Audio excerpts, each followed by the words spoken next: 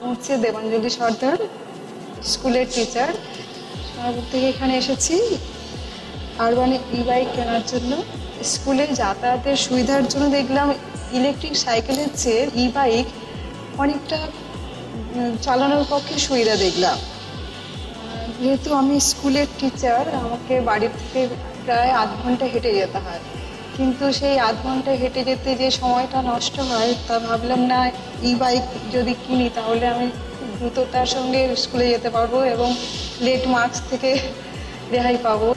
Delivery boy একজন এসেছিলেন, উনি ইলেকট্রিক সাইকেল নিয়ে এসেছিলেন। ওনাকে জিজ্ঞেস করলাম ই-বাইক কোথায় পাবো আমি। উনি আমাকে বলেছিলেন যে এই ব্রেস ব্রিজের ওখানেই একটা কারখানা রয়েছে, ওখান থেকে পাওয়া যাবে।